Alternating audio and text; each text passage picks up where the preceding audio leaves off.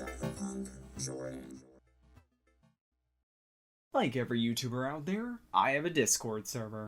If you would like to join and vote on future topics, link in the description. Jordan's Soapbox is a program supported via Patreon. If you want to keep my Volcano Hotel running, consider supporting it. And now, on with the show.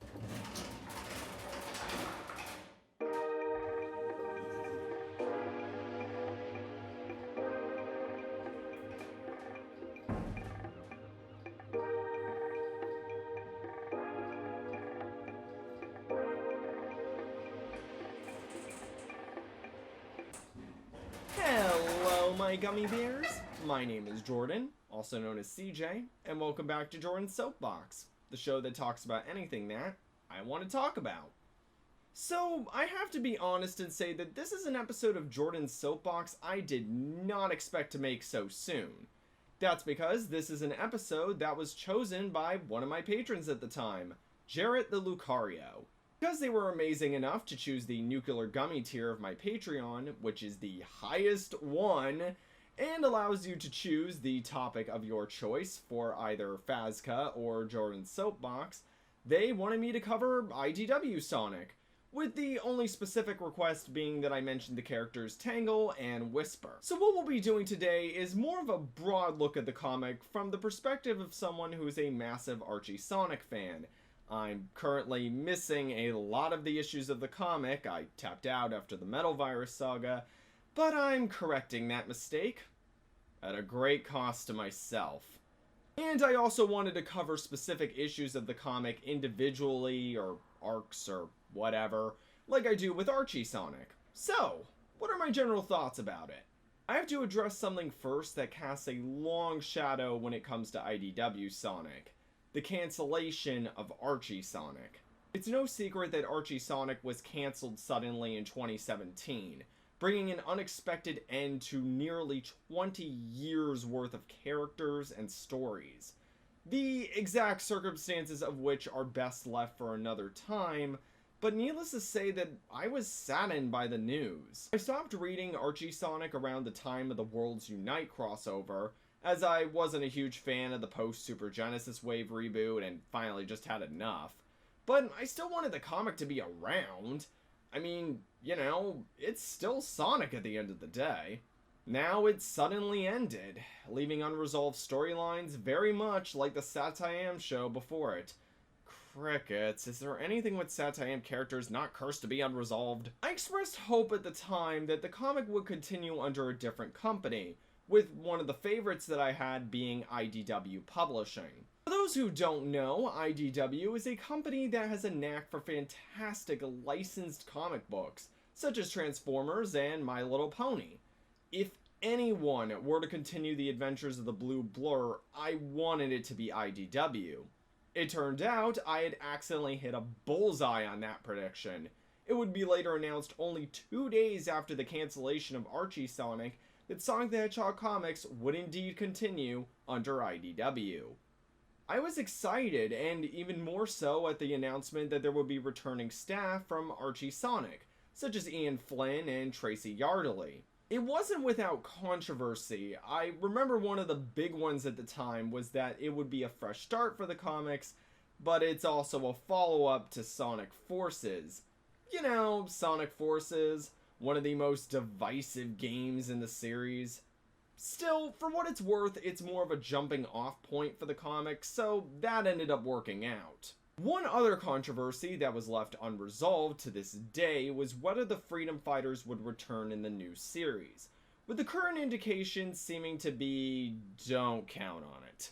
It doesn't seem like this is at all an important point to talk about, but I feel it's a factor of why certain segments of those who love Archie Sonic are either indifferent or upset with the comic. There's still bitterness when it comes to the cancellation of Archie Sonic, as those whose entire childhoods were defined by these comics never had a conclusion. No last farewells, no resolutions, nothing. IDW Sonic had a chance to allow some closure for these characters. I don't think it would have solved everything, but it would have been something. IDW Sonic has still not done so and is looking to be unlikely to do so, increasing the amount of disappointment and outrage from fans of Archie Sonic. While understanding these emotions, I don't criticize anybody for really having them. Sega is seemingly not really interested in having them return, not because they hate the continuity or its fans, but because Sega wanted to do something different with IDW Sonic. I still wish they would throw a bone to fans who supported the foundation of IDW Sonic, but I also understand why not. It's a shame there's certain folks who just dismiss Archie Sonic as being some weird offshoot, and others on my side who see IDW Sonic as this illegitimate child. Because I have very much the opinion that IDW Sonic is the legitimate successor to Archie Sonic, and it is utterly fantastic. For one thing, it carries over a tone that was consistent with the best of Archie Sonic. It's an action-adventure comic with a dash of soap opera drama. Although, no romance, which, I gotta be honest, is for the best, even being a hardcore Son Alley shipper. Don't at me. It didn't seem like the comic would share the similar risk-taking that brought about some of the best stories of Archie Sonic at first. The first couple of arcs seemed really too safe, but then we had the slap in the face that was the Metal Virus saga. I know, I made that joke at the end of the Mecha Sally episode, and I still do maintain it went on for far too long, but you know what? It was still fantastic, and it made the statement that IDW Sonic would be as risk-taking as Archie Sonic. I think similar tones and way of doing things has a lot to do with the fact that the staff on IDW Sonic is a mix of old and new talent. It's brought about a ton of fun stories and characters that I have to say, and I know this is probably going to put my head on a pike, but they kind of feel more at home in Sonic's world compared to those in Archie Sonic, such as Tangle and Whisper. And, yeah, about them? Oh, yeah, they're just characters that ended up being so popular, they ended up with their own miniseries, merchandise, and actually have appeared in games. Yeah, that is definitely a new one. Wait, Sonic Spinball did exist.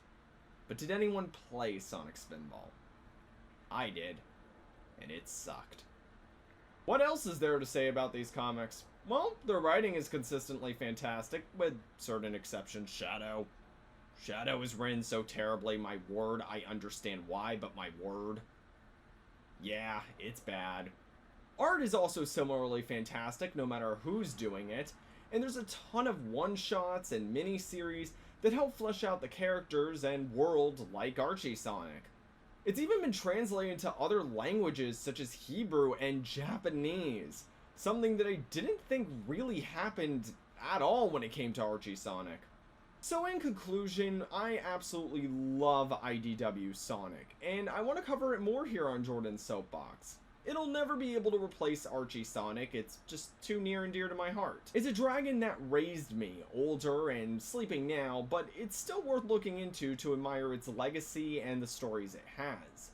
IDW Sonic is its son, different and younger than its father, but similar in many ways while bringing new ideas to the table. It too is worth discussing. If its success and influence are any indication, it's been introducing an entire new generation to the Tales of the Blue Blur. And that's something worth talking about and celebrating, even for an old-timer like me. May it reign as long as Archie Sonic, if not more. Anyway, that's all for this episode of Jordan's Soapbox. If you must excuse me, I have to figure out how ordering all these comics will be delivered to a giant volcano hotel in the middle of Orlando. Hey, thanks for watching this episode of Jordan's Soapbox. If you liked the video, consider subscribing to the channel with that little icon. Come on, you know you want to. I also have a Patreon and Ko-Fi where you can give your hard-earned money to support what I do, for some reason. Links to that and other social media in the description below. Bye!